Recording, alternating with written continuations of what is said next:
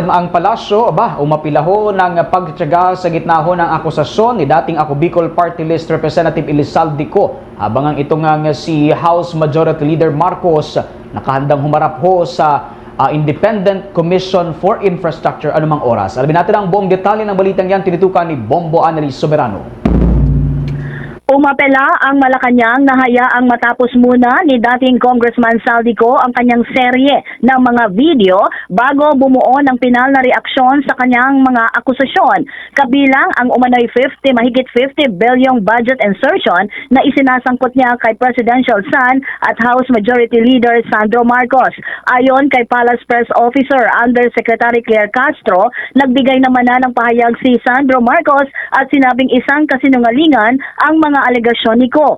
Ayon pa kay Castro, tila sumasabay umano ang pagbabago ng kwento ni Co sa mga pagbabago ng kanyang itsura sa bawat videong inilalabas nito. Nakahanda rin si House Majority Leader Marcos ng Ilocos Norte ang kahandang humarap sa investigasyon ng Independent Commission for Infrastructure kaugnay sa mga proyekto sa flood control. Voluntaryo niya itong ipinaalam sa komisyon sa isang liham na may petsang November 26 na ipinadala kay ICI Chairperson Andres Reyes Jr. Sa nasabing liham, sinabi ni Marcos na buo ang kanyang suporta sa layunin ng komisyon na alamin ang katotohanan. Iginiit din niya na nakahanda siyang personal na tumestigo anumang oras na ipatawag niya siya at bukas siyang tumulong sa kanilang fact-finding efforts. Sa hiwalay na payag, binigyang diin ni Marcos na ang datos ay dapat o ang batas ay dapat ipatupad ng pantay-pantay at walang sinuman ang dapat ilagay sa itaas nito. Pakinggan natin ang naging tugon naman ni Palace Press Officer Undersecretary Claire Castro hinggil sa issue na ibinabato ni Saldi Co kay Majority Leader Marcos.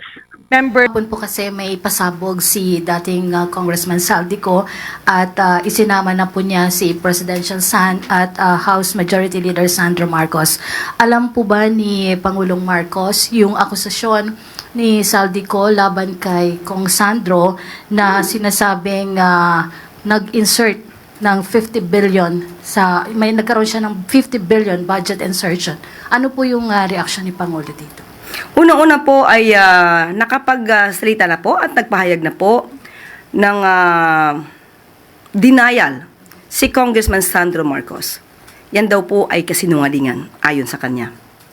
At sa atin naman po, bago tayo magbigay ng anumang tugon dyan, mas maganda po siguro na tapusin na muna kung siya man po yung nagsasalita ni Zaldi Co ang kanyang mga mensahe, ang kanyang mga di umanong mga kwento mula video 1, 2, 3 hanggang video 4 and 5. Madaling nag-iba ang kanyang hairstyle. Kaya tuwing makikita natin at masasabi natin ang mga inconsistencies, maaaring magbago rin siya ng kwento. So dapat matapos muna lahat ang kanyang mga sinasalaysay dahil sa tuwing mapupunan natin ang kanyang mga inconsistencies, sumasabay po ang kanyang pagbabago ng kwento sa pagbabago ng hairstyle sa Samantala, sa ibang balita naman, dahil sa talamak na itong issue ng mga pekeng sigarilyo o tobacco, nananawagan ngayon si Abra Lone District Representative J.V. Berno sa gobyerno na palakasin ang crackdown laban sa bentahan ng pekeng smuggled na sigarilyo o tobacco na anyay direktang nagpapahina sa lokal na industriya ng tabako. Ayon kay Bernos, malaking banta sa kabuhayan ng mga tobacco farmers ang pagdami ng iligal na produkto, hindi lamang sa Abra kundi sa buong bansa. Binigyang diin ng mambabatas na mahalaga ang excise tax sa pagtustos ng health programs. Dagdag pa niya, nakikinabang dito ang mga magsasaka dahil direktang napupunta sa tobacco producing provinces ang bahagi ng buwis para sa mga programang pangkabuhayan. Ngunit dahil sa mura ang mga iligal na binibentang tobacco, napipilitan umanong ibaba ng mga magsasaka ang presyo, kaya nalalagay sa peligro ang kanilang kabuhayan. Kaya umapela rin si Berno sa mga sari-sari store, huwag tangkilikin ang mga pekeng produkto. Dinalaan din ng National Tobacco Administration na ang mga lalabag ay maaaring pagmultahin ng 50,000 hanggang 200,000 at makulong ng 2 hanggang 5 taon. Bombo Anali Montaño Soberano nag-uulat. And this is Bombo Radio Philippines, the number one and most trusted source of news and information. Basta Radio, Bombo! For the most trusted source of news and information, visit our website at www.bomboradio.com. Follow us on Bombo Radio mobile app, Facebook, YouTube, TikTok, and X, formerly Twitter.